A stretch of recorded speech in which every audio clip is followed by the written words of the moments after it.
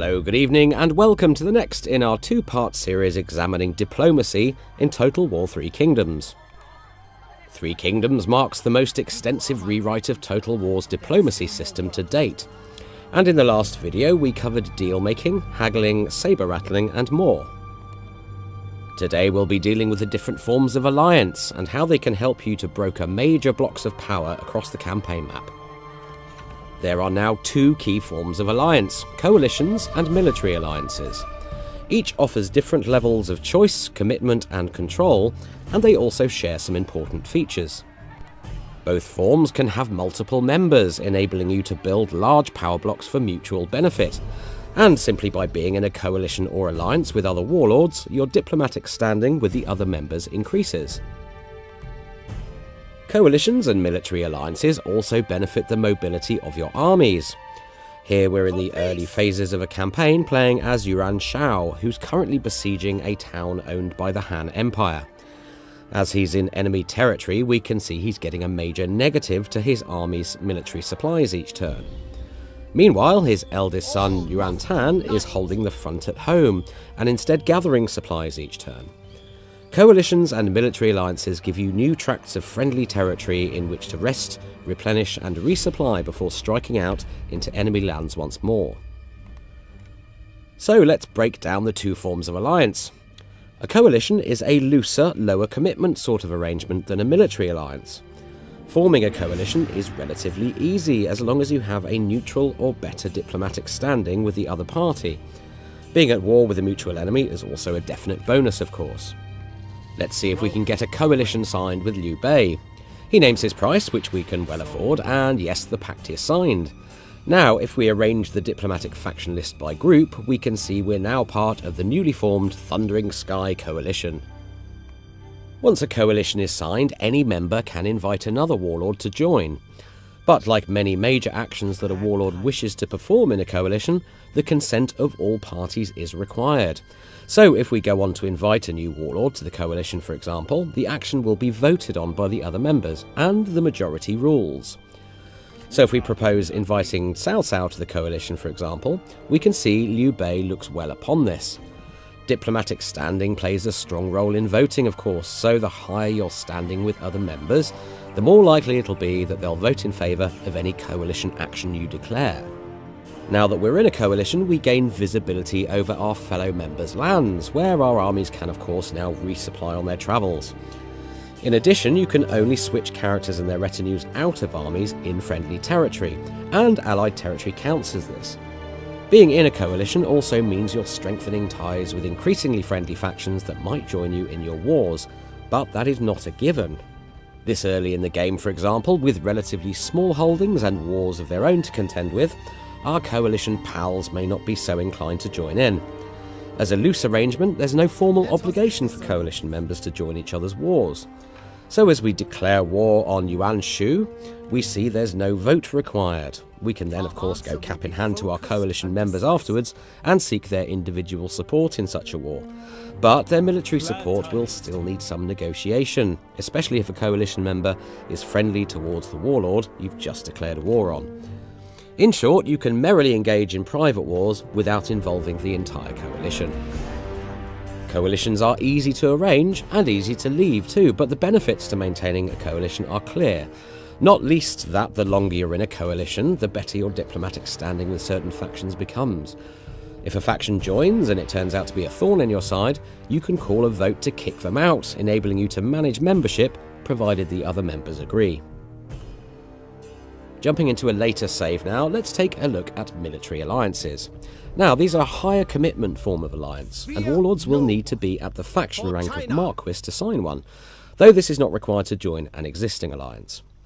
You can also transition a coalition into a military alliance on the strength of a vote, and again the warlord who proposes this must be a Marquis or better. Yuan Shao's current coalition sees him in league with Liu Biao and his vassals, plus Wang Kuang and Cao Cao. Cao Cao and Liu Biao are all for it, but Wang Kuang isn't, meaning 3 in favour and 1 against. So Wang Kuang leaves the party and we form a military alliance with Cao Cao and Liu Biao. The key differences between coalitions and military alliances revolve around the notion of shared defence. As soon as a military alliance is signed, you become part of a defensive pact. If war is declared against a member of an alliance, that member may choose to fight the aggressor in a private war or call their allies to arms. All members of the alliance are duty-bound to uphold this and will then enter the war. You can also declare an alliance war against a third party, which of course goes to an immediate vote with the members. If the majority vote yes, the alliance will go to war with the target faction. There are only two ways to resolve an alliance war. Either you leave the alliance and sign peace with the opposing belligerents on your own terms, or the alliance votes as a group and once again a majority vote is needed on both sides to bring peace. Any minorities opposing peace will leave the alliance and continue in private wars against the original targets. Neither coalitions or alliances stop you from engaging in private wars, of course. You can still declare war or sign peace with other individual factions at your leisure. Now, all of this adds up to a system where, over the course of a campaign, you'll see coalitions form over time as different warlords' goals and situations align. The AI understands the value of such arrangements and will engage in them frequently. Some coalitions will be fleeting and will fall apart as goals diverge.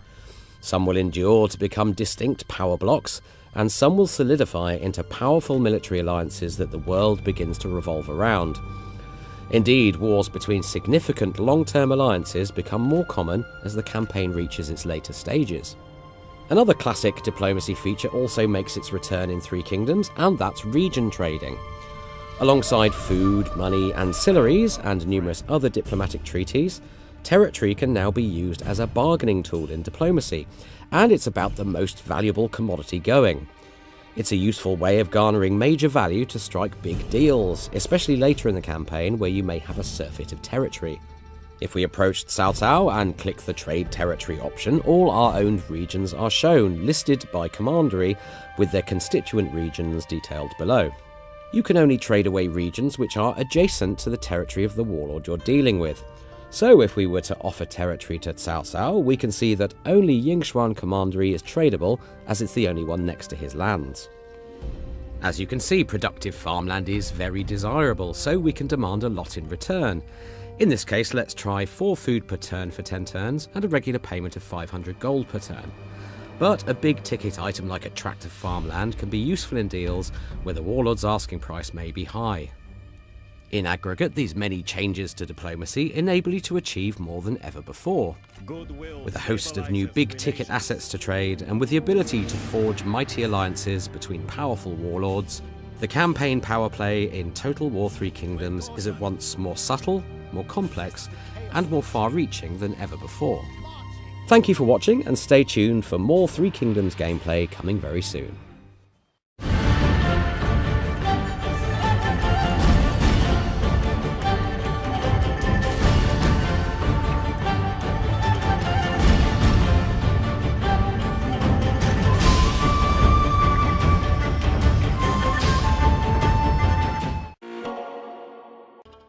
Hello, good evening, and welcome to the first of 2 videos exploring the all-new diplomacy system in Total War Three Kingdoms. Our aim this time around is to revolutionise diplomacy, enabling players to influence, befriend, coerce and extort other factions in deeper and more powerful ways.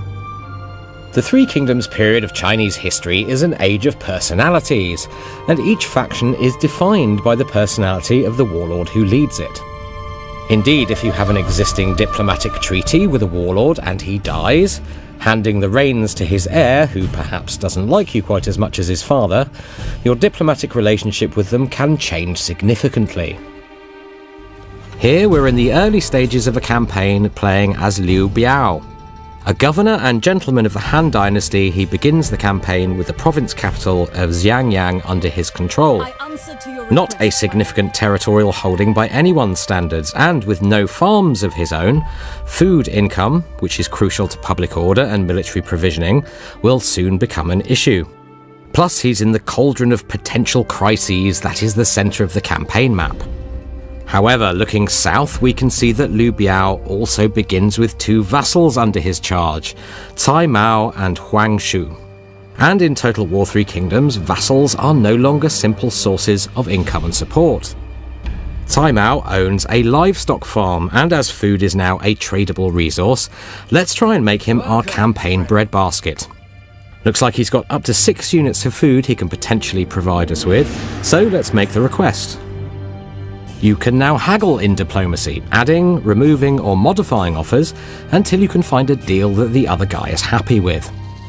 Asking Tai Mao for 6 food produces a negative figure here, indicating his unwillingness with the deal on the table, so we have to find something that he values enough in return to sweeten the deal. The quick way to find out his price is to click the Make This Work button. In this case, he's demanding quite a hefty sum, which is sort of understandable, given he's got something of a monopoly on food in the area.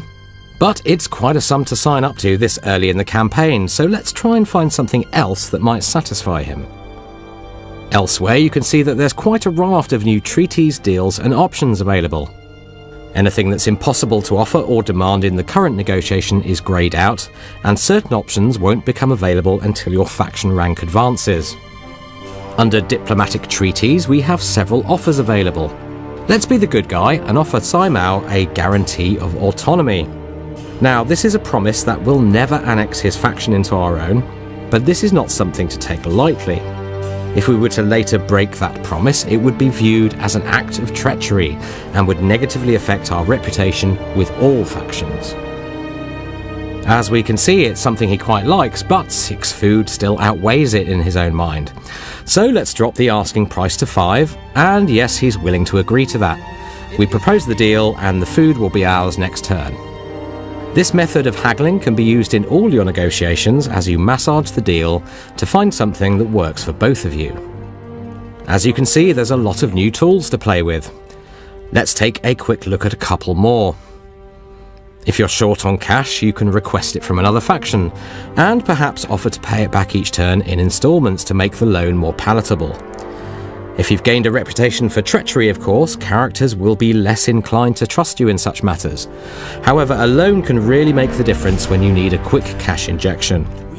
You can also offer to support the independence of another vassal state as it attempts to shake off the yoke of its parent faction. This is basically an offer to support them if they go to war with their owners. It's a great way of weakening a powerful faction by appealing to the underdog to rise up. And if they choose to do so, you'll automatically join them in their war. However, if you then make peace with the parent faction, this will again be viewed as a treacherous act.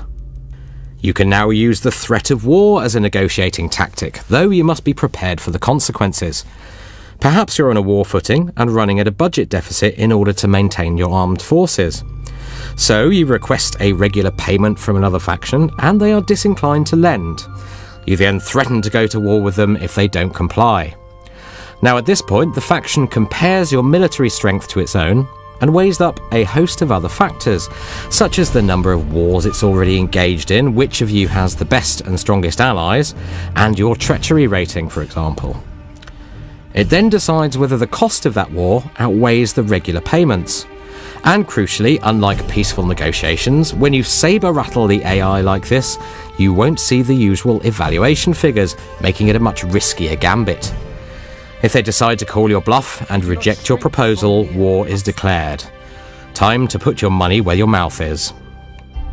Certain core diplomacy functions can also be approached using the new Quick Deal menu, and this is a nice quality of life improvement.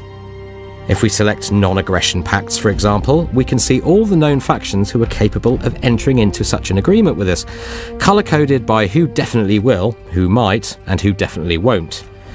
You can swiftly set up a host of agreements via the Quick Deal menu, and you can still haggle in order to fine-tune deals with those maybes. Okay, we'll leave Liu Biao to carve out his fledgling empire for now, but in short, diplomacy in Total War has changed enormously. With so many more levers to pull, chips to barter, and with a superfine level of control, a dedicated diplomat can engineer situations which were simply not possible before. Stay tuned for part 2, in which we'll explore the new forms of alliance you can forge, the reintroduction of an old fan favourite feature, region trading, and much more besides.